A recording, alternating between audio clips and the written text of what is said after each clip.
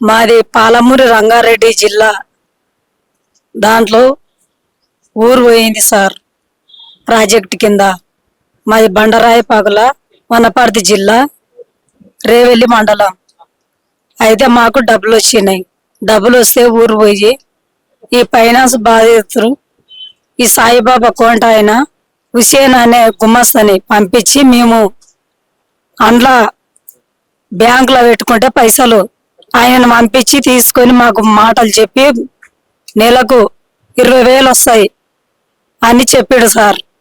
చెప్పి ఆ పైసలు బ్యాంకులో ఉన్న పైసలు ఎట్లా తీయాలంటే ఇల్లు కడుతున్నామని చెప్పి మాయ మాటలు చెప్పించి నా చేతనే తీపిచ్చిండు సార్. ఇల్లు కడుతున్నామని నేను 5,000 తీసుకున్నా. బ్యాంకు వాళ్ళు అడిగినరు.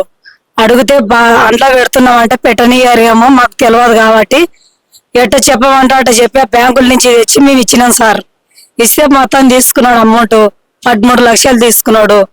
తీసుకున్నాక మా తాత జర పాన ఆరోగ్యం బాగాలేకున్నది. పశాలి సలేడు అన్న కానించి బాగాలేక ఆయన ఆలోచన పెట్టుకొని ఆయన చనిపోయాడు పైసలు లేక గుండె వాళ్ళకి. చనిపోయినాక పైసలు అని పోయి అడిగితే ఎందుకు వచ్చినావు అన్నాడు. అంటే పైసలు అంటే సార్ అంటే ఎందుకు నీకెందుకుండా నేను బాయకుండానా నీకేం బాయకుండా నేను అనే అన్నాడు సార్. అంటే నా పైసలు నాకు నీకే ఎందుకు సార్ అట్లా అంటున్నారు అంటే మెడలు పట్టి దొప్పాడు సార్. ఆడి మంచి చూడకుండా ఈ కోంటి సాయిబాబా మెడలు పట్టి దొప్పిండు. మేము గురి చేసుకున్నాం సార్. నాకు 2 కొడుకులు చిన్న పిల్లలు. మాకు ఉన్న ఒక ముసలోడు చనిపోయాడు. నాకు అత్త లేదు. నా భర్త నేనే. నా భర్త ఏడగాని తెంపు చేసి ధైర్యం చేసి మాట్లాడాడు. మన తీన్మార్ మల్లయ్య సార్ గారు వస్తే ఆయన స్టేజ్ మీదకి రమ్మంటే ఉడక పోలేకపోయాడు సార్ ఆయన. ఎందుకంటే ఊకేనే ఆయన భయపడుకుంటాడు. ఏమన్నా మాట్లాడాలంటే నేనే సార్. నా పిల్లలు చిన్న పిల్లలు. ఒక ఆయన పెదకొత్త పెళ్లి గురుకుల హాస్టల్లో చదువుకుంటున్నాడు. బట్టలు అని ఇంకా కూడా ఇబ్బంది ఉంది సార్. బట్టలు అడుగుతుంటాడు. పిల్లలందరూ మంచి మంచి బట్టలు వేసుకుంటున్నారు. అమ్మ నాకు బట్టలు కావాలి అంటాడు. బట్టలు ఇప్పియనికే ఇబ్బంది అవుతుంది. మేము గురిసి చేసుకున్నాము. మేము గురిసేలా బతుకుతున్నాం సార్. ఇంట్లో ఉండి గురిసి అని అబద్ధం చెప్పుకోవద్దు సార్. వాన వస్తే పొడుకు పెడుతుంటది. అది ఎండాకాలం వస్తే కాక వస్తుంటది. మాకు ఏడ చెట్టు నీడ ఉందని తేవలాడుకోవాలి. చలికాలం వస్తే చలికి పిల్లల్ని వేసుకొని పండుకుంటుంటాం. ఇప్పుడు సెలవులు వచ్చినాయి పిల్లలకు. మాకు కాలగినికి చెప్పులు కూడా నిజంగా లేవు సార్. అబద్ధం ఎందుకు అందుకనే వేసుకోలేదు సార్. మేము తెగిపోయిన చెప్పులు వేసుకొని తిరుగుతున్నాం సార్. మేము తినడానికి మాకు తిండి కూడా బియ్యం కూడా కూరగాయల కూడా ఇబ్బంది అయింది. మా సొమ్ము తీసుకొని ఇట్లా మమ్మల్ని పేదలని ఇబ్బంది పెడుతున్నాడు సార్. చాలా మంది పైసలు తీసుకున్నాడు. 13 లక్షలలో 1 రూపాయి ఇవ్వకుండా ఇప్పుడు ఏమనకుండా ఏసీ రూమ్ లో కూర్చొని మమ్మల్ని తిడుతున్నాడు సార్. నోటికి వచ్చినాడు అంటాడు. ఎట్ట పడతాట మాట్లాడతాడు సార్. కోంటి సాయిబాబా సార్. కోంటి సాయిబాబా నారకర్ణంలా పైసలు తీసుకొని మమ్మల్ని ఇబ్బంది పెడుతున్నాడు. మా పైసలు మాకు ఇస్తే ఏది ఉండదు కదా సార్. మాకు 13 లక్షలు ఇవ్వాలి సార్. గురిసేసుకొని గురిసెలనే బతుకుతున్నాం సార్. బియ్యం గింజలు వేసుకున్నా కానీ గురిసెలు నానిపోతుంటవి. ఆ నానిపోయిన బియ్యం తీసుకొని ఆరబెట్టుకొని వండుకోవాలి, లేకపోతే అడుకొచ్చుకొని తినాలి సార్. మేము మా పరిస్థితి ఉంది సార్. బట్టలు నానిపోతుంటాయి. ఎండపోలు పోట్టినప్పుడు ఇట్లా ఆరేసుకోవాలి, మళ్ళీ తీసుకోవాలి. అవి వాసన వస్తుంటాయి. వానకు దర్శన బట్టలు. మా పరిస్థితి చాలా ఘోరంగా ఉంది సార్.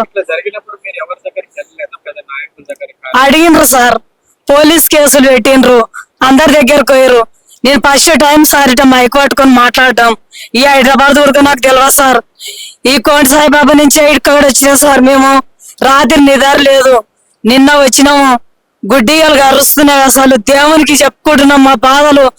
ఏ దేవుడు తీరుస్తాడు, ఆయన తీరుస్తాడు అని అడుకుంటున్నాం సార్. మేము ఎలాగైనా చేసి పెద్దలందరికీ నమస్కారం. వాళ్ళకు దండం పెడుతున్న చేతులు ఎత్తి మా పైసలు మాకు ఇప్పిస్తే అంతే చాలు సార్. చిన్న పిల్లలు మా పిల్లలు చదువుకున్న పిల్లలు కాబట్టి బట్టలు అడుగుతుంటారు సార్. మేము మా బట్టలు చూస్తున్నారు కదా సార్ ఎట్టున్నారో. మా పైన ఏమైనా సొమ్ములు ఉండవు కదా సార్. తీసి పెట్టుకొని తిరుగుతానా సార్. ఇంత కనీసం మాసం 2 మాసాలు కూడా గతి లేదు సార్. నా మగాన నా పిల్లల కొరకని నేను 13 లక్షలు అట్టే పెట్టుకొని బ్యాంకుల నుంచి తీపిచ్చి అండ్లో పెట్టించుకొని మెడలు పెట్టి తొప్పిండి సార్. లాస్ట్కు ఇస్తా అని చెప్పి 6 నెలల కింద ఇస్తా 6 నెలల కింద ఇస్తా అని చెప్పి లాస్ట్ కోసం మెడలు పట్టి తొప్పిండు సార్ కోంటి సాయిబాబా. ఈ గుమ్మస్తా హుసేన్ సార్ తప్పించుకొని తిరుగుతాడు. ఇంత జరిగింది సార్. ఇంకా నోటికి ఎట్టొస్తాట తిడతాడు. నేను పైసలు ఇవ్వని ఎవరు చెప్పుకుంటారో చెప్పుకోండి. ఎవరేం చేసుకుంటారో చేసుకోండి.